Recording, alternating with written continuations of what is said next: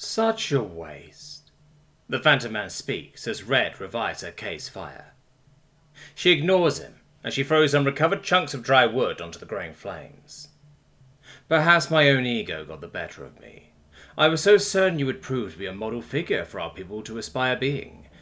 Yet despite all that strength and grit to survive, you've succumbed to a soft rot of empathy. Not for your own kind, but for others who will see us dwindle and die as if we were nothing more than a passing nuisance. Do you not grasp what's at stake? Have I failed to convey it? None of this is for no reason. There's purpose to it all. Our very survival as a species. I wonder if you wish to see us fall back into the stardust we are all comprised of. Do you despise your own species so much? The man says, their voice growing more and more in intensity. Red shakes her head, wishing she could articulate words as he does, to convey herself in a more meaningful way, or with equal footing to this freak. But without such, she makes do by not granting him a line of sight. If he wished to restrain her facilities and scold her like a petty parent before very possibly ending her with a flip of a switch, then he won't get any satisfaction from her. We are dying.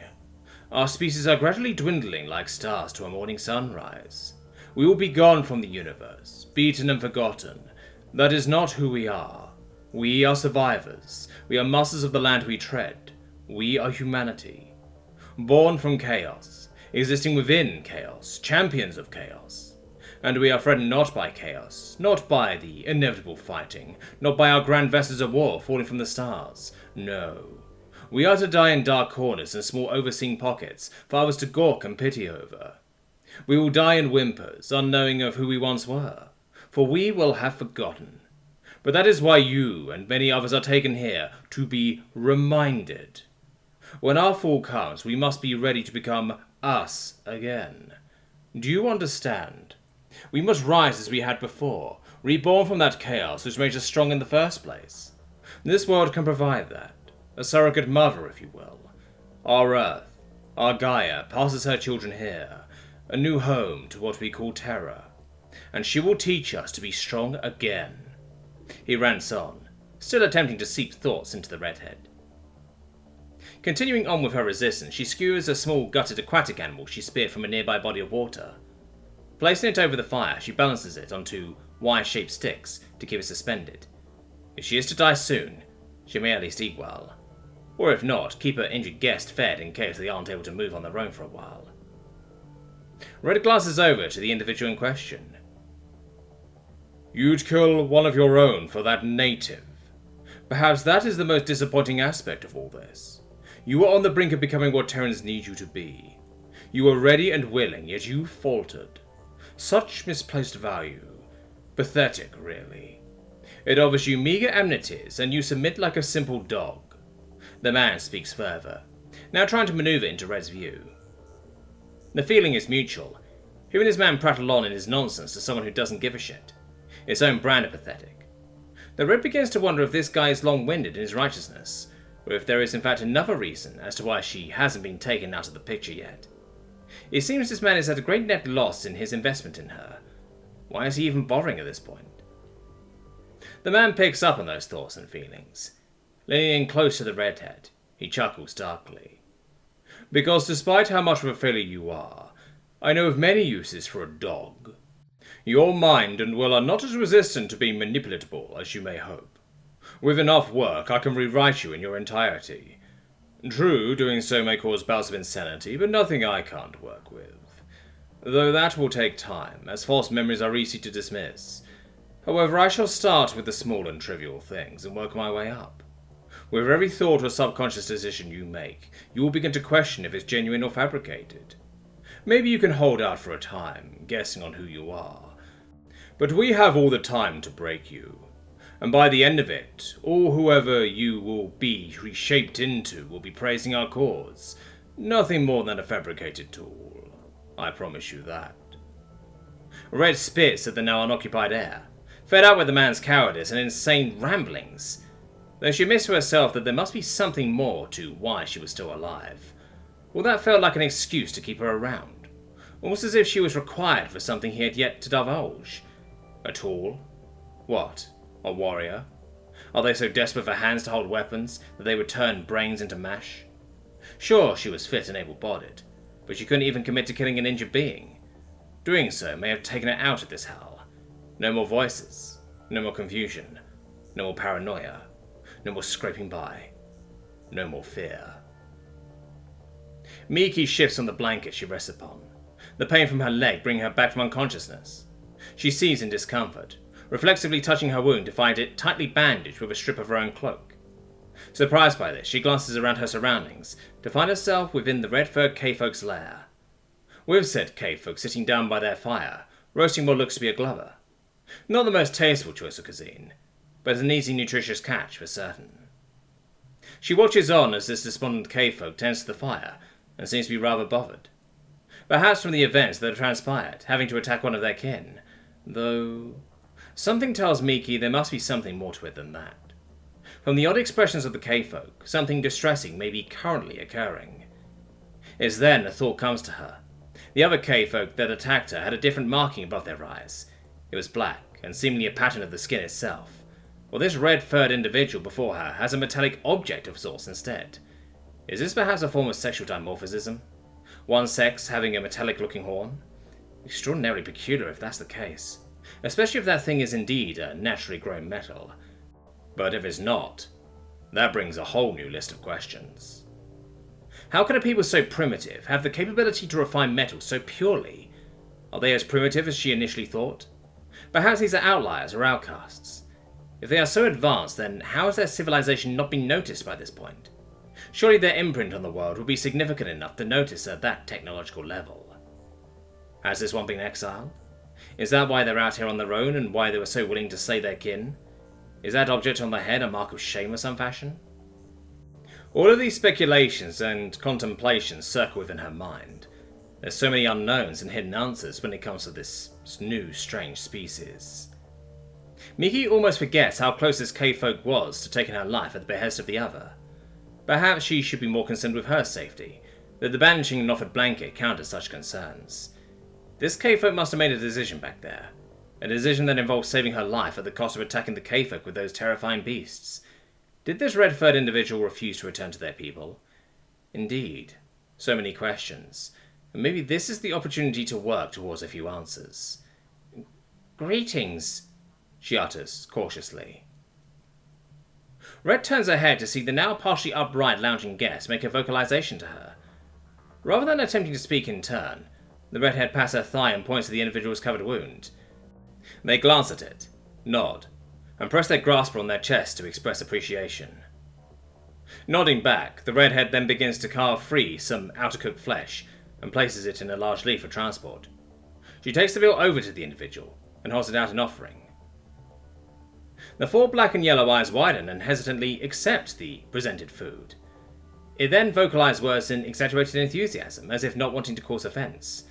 Picking up on this, Red sits down and scoots back to a more comfortable distance. Guilt flooding her chest cavity, she draws a small gifted knife, causing the individual's full attention to be acquired. However, with slow deliberate movements, Red places the knife down on the cave floor, closer to the individual than to herself. The redhead speaks, relying on nothing but muscle memory to apologize openly. She has no idea if the vocals mean anything, or if the individual understood at all. When others spoke to her in words she once knew, their meaning was clear as day. However, like an opening and shutting window, the context of sounds is immediately lost, or taken away from her. Biting back the building frustration is incredibly difficult, but she manages in hopes to make amends with this person she nearly murdered. Miki tilts her head at the cave-folk's rare vocals. Comparing it to the furless one that hunted her, she understands this one struggles to speak. Oh, fascinating. But is this a phenomena originating from disability, biology, or... She thinks to herself, before taking the knife back. With it, she taps the space above her eyes questioningly. What's that? She asks, motioning to the cave-folk's metallic object. The cave-folk's eyes narrow, and the grasper reaches up and touches the thing in question. Their clawless fingers then dig around it before grunting with absolute disdain. You want it gone? Removed? Miki asks further, making a clear plucking gesture from her own forehead. Emerald eyes lighting up like a baby gobra, The K-folk nods rapidly and crawls back up to Miki in clear hope. A little surprised from this, Miki takes a moment before slowly reaching up and touching the now certain metal object. It's such a strange and pure alloy that she struggles to understand what it can be exactly. Certainly not any sort of iron or even steel she knew of. She attempts to carefully pry a claw underneath, but to her horror, finds the thing must somehow be fused to the skull. "You poor thing. Did someone do this to you?" she whispers. The emerald eyes of the creature slowly blinks in response, releasing a form of dampness. So this is a branding of some sort? A punishment of their people? Regardless, Miki feels that this red-furred K-folk wishes no harm to her, an extension her people. Removing this object would require a skilled physician, or even a blacksmith as well. If it's at all possible without risking the life of this individual, what if there's a direct connection with something vital? What if there is irreparable damage from such an operation? Regardless, this is all speculation that is out of her field of expertise. She will need to bring an expert here, or with her current injury, bring the demon to the village. Oh no. Miki retracts her arm and ponders on what to do. She can wait until her mate comes looking for her, but who knows how many more aggressive K-folk are wandering out there. Not wouldn't stand a chance if they encountered the same scenario she did. But then having this K-folk help her back to the village may cause a panic, thus risking the life of the K-folk. Not great options, but as much as it feels awful to admit, she cared for Nodrin's life far over this red-furred individual. So if there is to be risk either way, there is only one true path to take. Miki looks at this K-folk, considering how to convey her plan to them. "I can't remove it, but maybe someone else can," she says, as she shakes her head, then points out to the mouth of the cave. "My people could possibly be of help to you. A village, Unsure of how to express this, she just taps her own shoulders rapidly and points back out to the cave, then to the metal object. She is not sure if the K-folk fully understands her meaning, but apparently it's enough as they tentatively nod and immediately begin packing their few things worth taking.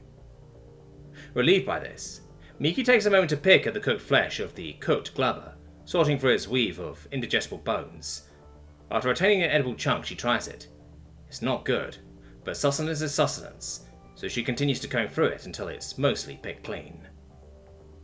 After her host is satisfied gathering their things, they approach one more holding, a free grasper out to Miki. The Grat admittedly hesitates, but she quickly pushes past the apprehension to accept the aid. With obvious yet still surprising ease, the K-folk lifted the small figure up to an upright standing position. Miki tests brief pressure on her leg, finding the shooting pain too much to bear for an extended period of time. Seemingly noticing this as well, the K-folk offers further aid by kneeling down in front of her, exposing her back. A very trustful position indeed, even if they were offering to carry her like an infant. Miki awkwardly hops forward and for a moment considers the best place to take hold of this individual. Eventually settling on wrapping her arms around their thick neck, she is lifted free from the ground and carried out of the mouth of the cave. Red wanders down the river to the narrowest point she knew before crossing, not wishing to possibly tire out the injured on her back. Though the person actually seemed rather comfortable with only utilising their arms to hold on, allowing their legs to dangle freely.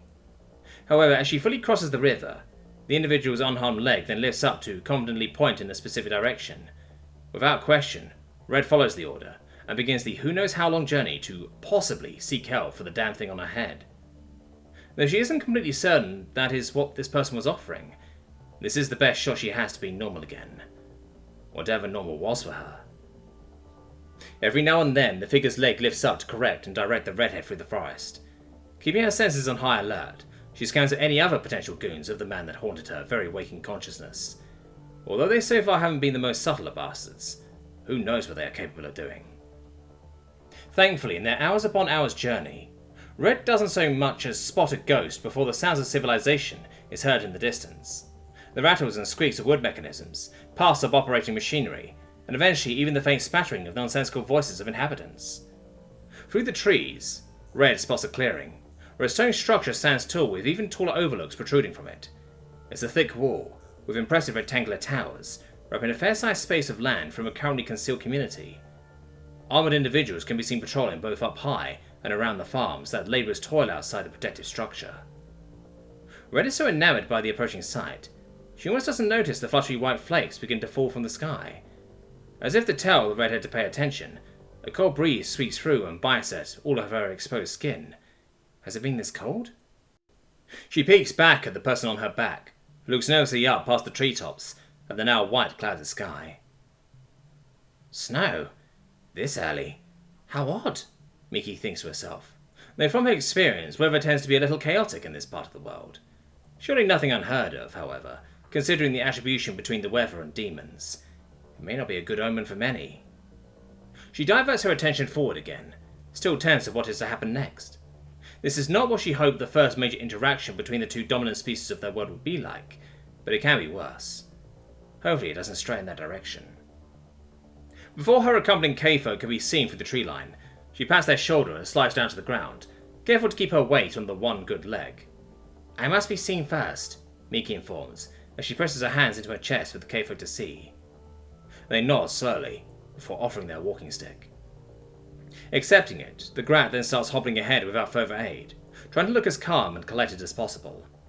Not an easy feat considering the circumstances, but she presses on until the monster following behind her begins to immediately draw attention. Miki raises her arm up in their people's sign of ease, as a commotion erupts amongst the farmers. Most back off, if not fully flee for the village's gate, though the most curious among them held firm from this baffling scene. It's not long before the village's sentry force of handheld projectile cannon rifles aim their sights down from the walls, and others assemble to confront this turn of events. Miki turns to the individual behind her, relieved to see their arms raised in a peaceful manner. They understand the sensitive nature of this encounter. Good. A group approaches, training all their weapons on the strange red-furred creature. Miki, is it? Care to explain what that thing is and why it's on my doorstep? An old, gruff, distinguished male barks as he trails a nearby sentry. With great enthusiasm, Chief Warden Donrick, this is an acquaintance I've recently acquired.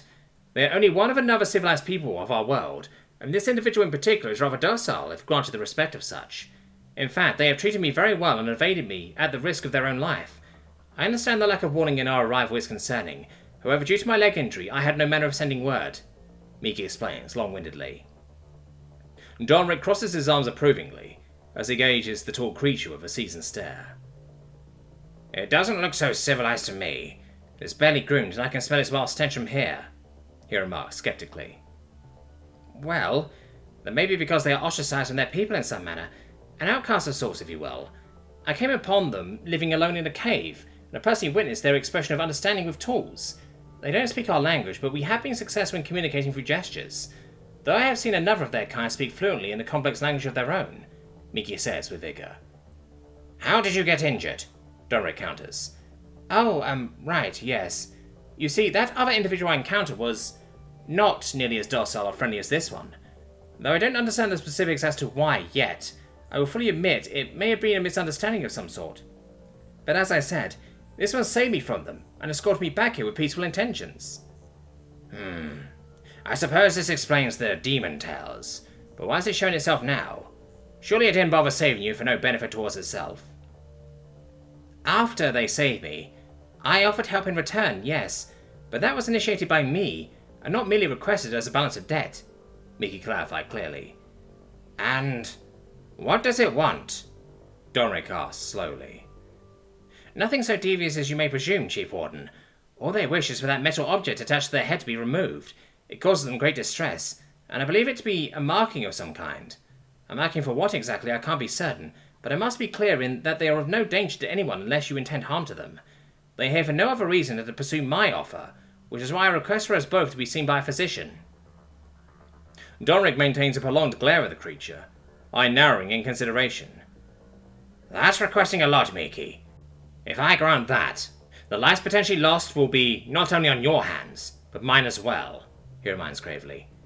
Understood, but consider this. If any of their people prove to be outwardly hostile in the future, this is a prime opportunity to not only see one up close, but to study potential weaknesses. If conflict is to ever arise, this could be invaluable to our people. And who knows, having the loyalty of this one may be useful in other ways. Once the language barrier is broken, they may give insight on their culture and tactics. Understanding them is incredibly important for our people, wouldn't you agree? Miki poses, intentionally utilizing the Chief Warden's nature against him. To her relief, his expression shifts to an almost eager agreement. You have made your case, Miki.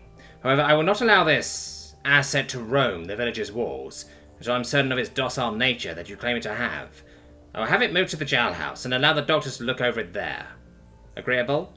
He finally offers. Yes, though I will insist on being in close proximity with them. We have established a mutual understanding, and I can help in communication. Keep them at ease, Miki says firmly. Granted. However, if this thing starts a rampage and we have to put it down, any damage or loss of life is on your head. Is that clear? Absolutely, Miki answers, without hesitation. After an obviously tense discourse plays out, Red is hesitantly thankful to see a probable resolution in their favour. The armed individuals manoeuvre into a circular guarded formation. One approaches the injured person she has met, helping them to walk forward. They look at Red and make a gesture for her to follow along. Having no real reason to not comply, she keeps her hands up within view as the group begins moving towards the gatehouse. The semi-loud bustle of the inhabitants nearly comes to a complete silence as they all pass the threshold within the village's interior. Crowds are already starting to form to watch what the commotion is about, now only grow to get a view of the strange creature being led through their streets of cobblestone. Hundreds peek out of their dwellings constructed of wood, stone and clay to view the mini-parade. Red wants to keep her own gaze forward, however her own wonder and curiosity of this place is too powerful to compete against. Despite the fearful looks many give her, she feels comforted to be in a place with people. Even if they were not the same species, she picks up on many familiarities from them in their facial expressions and way of life. There are plenty of beast-drawn carts, but the sound of steam-powered machinery of halted transports and rail systems bring even further admiration. These people may not be of the stars, but perhaps they really can help her. Comfortably house her if nothing else. It is then she begins spotting the all-too-familiar face of the man, randomly within the crowd, on top of buildings, through windows, etc. He says not a word to break the relative's silence, only to show that her problems are far from over. The worst part of his presence is that he's smiling. She does her best to not give him any satisfaction in the fact that he has finally gotten under her skin, that in this moment she fears him, not for what he will do to her, but what he intends to do with these people. He knows. She has just given him true leverage. Just by being here, she marks this place as a target to prove a point in his insane mind. What has she done? Eventually, Red is guided into a stone structure. She's a bit tall for it, but thankfully nothing little hunching can't help. She is led down narrow stairs underground to a large room, rimmed with holding cells of iron bars. She isn't surprised by this, nor combative. When the door is rolled open, Red enters without the need for further prompting. She sits herself against the back wall, and patiently waits for whatever comes next, as her familiar companion is allowed to rest just outside the cell. Red is concerned that they are not led away to receive medical treatment for their leg. In fact, they seem intent on waiting here, despite urgent vocalizations from others around them. It then clicks that perhaps they are remaining here to ensure that they are both looked at in a quick fashion. If that's the case, Red resolves to be loyal even if nothing can be done for her. Soon, a new individual runs down the steps in a frantic manner. They rush up, speaking to the injured one in frightened yet relieved tones. Red concludes that the two are close as they passionately embrace after a few more exchanged words. Then the newcomer looks over their loved one's wound before making eye contact with the redhead in the cage. For the expression of familiarity, she also concludes that this individual also spied on her at some point. They speak softly in concern to the injured, and is immediately replied with a reassuring tone. The two then delve into a deep and soft conversation, as if Red can understand their overheard words. They speak for a short while, until a flood of more individuals come down with satchels of medical supplies and gear. First they tend to the clearly injured of their own kind, but that doesn't stop the myriad of inquisitive and anticipating looks sent Red's way throughout the entire process. After they seem satisfied with their work on the injury, more armed guards come down at the ready to open the redhead's door. Red gives them the same peaceful motion of raising her hands before the medical professionals uneasily wander in. She allows them to approach and prod at arm's length. They study her skin, hair and hands, before gradually getting more comfortable with getting close to inspect more thoroughly. With indicating prods and gestures, Red does her best to follow instruction, showing them her eyes, mouth, ears, etc. Half the working individuals write away in notebooks at blazing speed, as the others speak aloud in their close-up investigation. Eventually, the big topic at hand comes up, and they finally begin studying the metal device on her forehead. Confusion and concern begins to be the shared expression between all who attempt to understand it. A few particular individuals dress in more rugged garb then give it a look over to give their thoughts, but ultimately share a similar attitude towards it. Red's heart sinks somewhat, but she knows this was all a long shot regardless. But what really gets to her is what the man intends to do. She doubts she'll be permitted to leave this place anytime soon, and even if she did, she knows that may not make any difference at this point. Something is going to happen, and she is the catalyst. After some final inspecting, the room drains on occupants, leaving a single person to speak to the familiar individual and their companion. Then after they left, the door is reclosed, and the young guards grow at ease. The familiar person turns to Red in consideration before making a closed fist motion and an arcing motion. They repeat this 5 times before indicating a scissor motion with their claws at their forehead. Red nods. In 5 days they'll attempt to remove it. At least it will end in one way or another. She points to herself and then down to the ground, raising a curious eye tuft.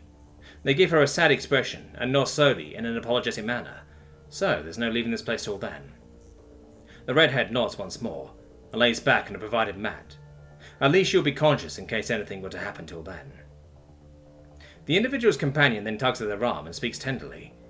They hesitate, but Red takes the opportunity to motion for them to leave. She'll be alright here. It's fine for them to go and rest. Assured, they allow themselves to be taken out of this place, leaving Red alone with a few posted guards. She doesn't mind though. At least she can sleep somewhere consistently warmer than her cave dwelling. It's actually really comforting to be watched over by them, despite already being monitored by a maniac. She rolls over, on her side, to face the wall, closes her eyes, and falls asleep faster than she could remember. "On your feet, Lance Corporal Thatch!" an unknown voice orders, breaking Red free from her slumber in a hustle. She's on her feet before consciousness fully takes her, and she stands at attention to see a new man standing right outside the bars. Unlike the one she has been dealing with, this one is much older, and clothed in a distinct dark blue and gold military uniform. His cap's brim exposing his focused brow and eyes, and grim facial expression. Red attempts to reply, her hand twitching up to her forehead for some reason she doesn't understand. The man briefly smirks at this, but resumes his cold demeanour. "Out of all the places in this goddamn universe, Last Corporal, this was the last I expected to see you. But once I heard my little outfit pick you up, I just had to come by and see it for myself. It's almost like it was meant to be," he says in a flat tone, keeping a stiff upright pose. "Regardless, you have an opportunity here. You're standing on the next Earth, and in position to be a true Terran hero. Saviour, even." He begins to pace outside the bars, keeping a locked, unmoving gaze on the redhead. Red listens to his words, as flashes of familiarity of his face begin sparkling in the back of her mind as he speaks. "Cole has told me of his little hiccups with you. The man is absolutely determined to break you, as he sees you as an asset too valuable to lose. I would agree, but I know you." He turns to walk straight through the bars and comes right up to Red. "I made the same mistake that he did. I saw you and assumed you would be as loyal to the cause as your mother. Hand-picked, I folded you into my little pet project. But you ended up killing most other initiates who were tasked to test your loyalty. Now the reason why you're still alive is that you proved yourself a greater force than the other 23 service men and women assigned to you. A force that we can use, or a force that's too big of a threat." Red clutches her head as severe pain spikes her out. The world nearly blacks out, but she catches herself from falling by snatching one of the nearby bars. The man watches her curiously. Seeing her recover, he nods. What Cole told you is true. Our species is facing extinction, and we need to take drastic measures to ensure our survival. Although the children of Gaia branch has a more unique perspective on how to do that, I can't argue with their results, and so through them, I'm enacting the annex of this world. Starting here. An earthquake-like rumble erupts, shaking the ground to the point where Red nearly topples over. She frantically looks at this man, fearfully. Humanity has never accomplished anything without terrible costs. Manifest destiny, the nuclear bomb, the expansion wars. Like all of them, this is to be nothing more than a note in a history book one day. One where our kind will look back and say, "What a tragedy, we must learn from this," and then go about their day as normal. Little will they understand what I do here, will ensure that they exist. And if you are to stand in my way, you are actively fighting to kill our future. In truth, I just tried to terminate you, but it seems someone has indeed removed that failsafe. As expected, I suppose. But that only grants you your last chance to become what your people need you to be. You are to aid in our efforts to establish humanity here, or die as a traitor that will be soon forgotten. Admiral Harkon, out. The Admiral vanishes out of existence. just as several other thunderous ground shaking occurs, and following echoes of rapid kinetic gunfire.